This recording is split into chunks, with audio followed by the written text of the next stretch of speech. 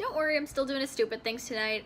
Since I get a lot of comments on my Angelina Conda videos and people ask me to check out different aspects of this show, I think I might make that a weekly thing where I do a rewatch or talk about the show or engage with it in some way. That way I still do my stupid things videos and continue to broaden my horizons while still getting to indulge my obsession. So here's something I'm going to talk about tonight. Hocus Pocus. Now, that's not one I grew up with, but for some reason it exploded in popularity over the last few years. I'm not really sure how.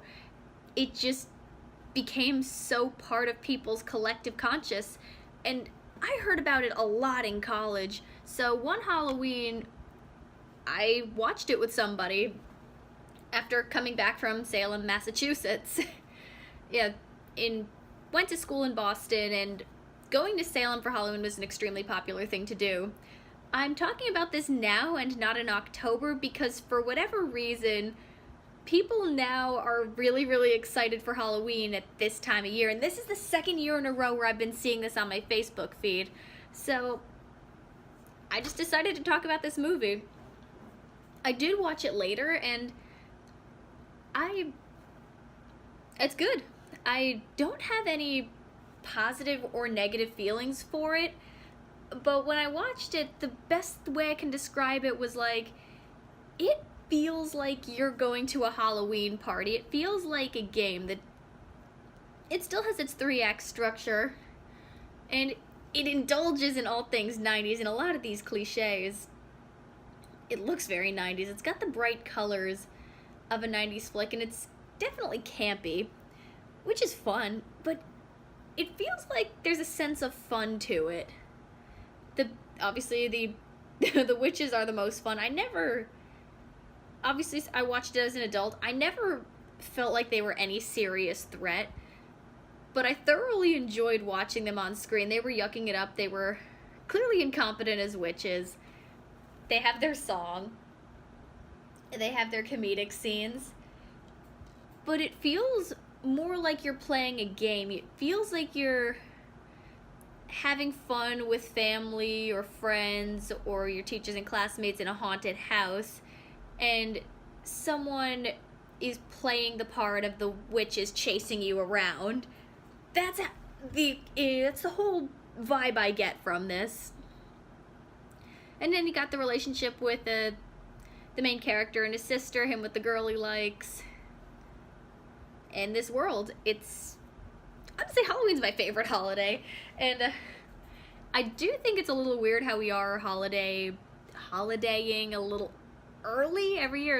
It's funny, people are talking about Halloween now, at least on my Facebook feed. I don't know if anyone else is getting that,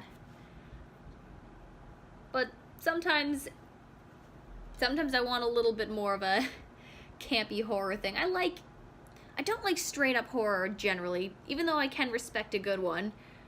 But I do like a Scooby-Doo style horror. I like it when it's campy. I like it when it's fun.